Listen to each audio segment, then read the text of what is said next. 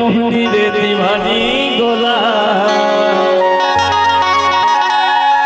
कैसे कैसे भैया बना के छोड़ दे मोला।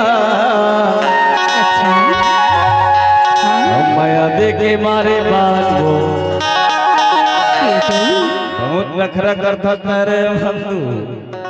तो कैसे जवानी बार बार नहीं आवे का बात है मयारू हाँ कई दिन के जिंदगी है ज्यादा घमंड झंकर वो चटक चांदनू हाँ तो कहाँ रे का बात है धगा दे के मारे का बर्बाद वो हाँ दीवानी दे मुछतियाला। अरे ऐसा झन गोठिया कर जी तो कैसे गोठिया मत करो जी। सुनना हाँ? मैं तो ना हाँ?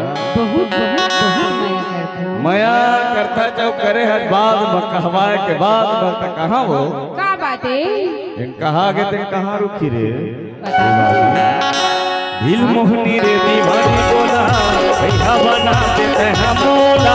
माया दे के मारे बात वही रे दियाला लगा दे के मारे बात रानी वो दियाला।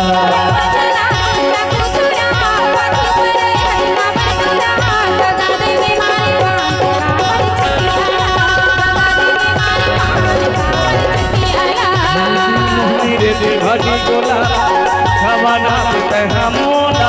माया देखे मारे बात बुझी दे दियाला लगा देखे मारे बात रानी बोल दियाला।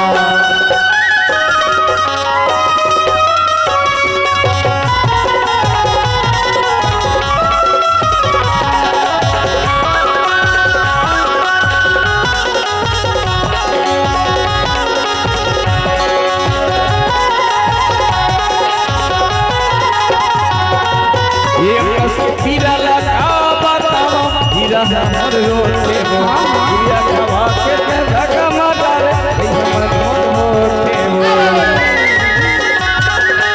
दूसरा नखरा झगड़े बनावा हीरा लगा बताओ हीरा हमर रोटे वो हीरा खवा के ते धगा मार हमर रोटे वो जी जब हम कहे तोला अरे मोक्षा के गोला माया देखे मारे बात वही रे दियाला लगा देखे मारे बात रानी वो दियाला।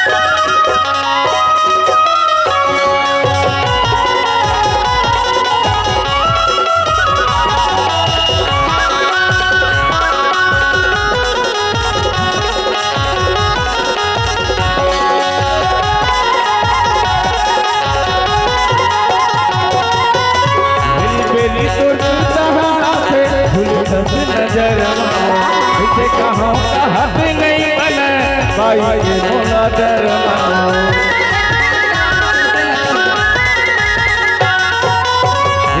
भीतर छुड़ता नजर इसे कहो हद नहीं बने भाई के मोला डरमा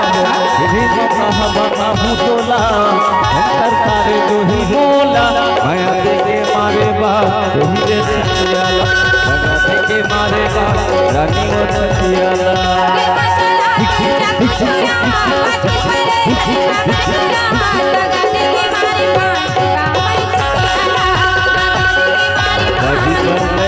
लगा देखे मारे बाप वही रे दियाला।